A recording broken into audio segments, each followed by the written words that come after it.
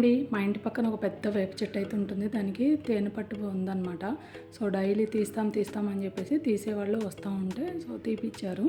So చూసారా ఎంత ఉందో, అంటే ఇప్పుడు మీరు చూసేదానికి డబుల్ క్వాంటిటీ వచ్చిందనమాట. సో చూసారా ఎంత ప్యూరిటీ కనిపిస్తుందో. సో చాలా అంటే చాలా చూడడానికి కూడా ఎంత బాగుందో. ఇప్పుడు అసలు మనకి రియల్ హనీ దొరకడం చాలా కష్టమైపోతుంది. చాలా వరకు కల్తీ ఉంటున్నాయి, బట్ అది మనం గుర్తుపట్టలేకపోతున్నాం కూడా.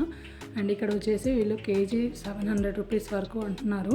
బట్ అంత ఛార్జ్ అంటే ప్యూర్ హనీకి అంత కాస్ట్ పెట్టొచ్చా లేదా అనేది కామెంట్ సెక్షన్లో కామెంట్ చేయండి. అండ్ అదేవిధంగా ఇంకోటి ఏంటంటే, మనకి హనీ పిండేసిన తర్వాత ఈ తేనె పట్లు ఉంటాయి కదా, సో వీటికి ఏంటంటే మళ్ళీ కూడా మనకి బెల్లం పాకంలో ఉడికించి దాన్ని హనీలాగా అమ్ముతున్నారంట.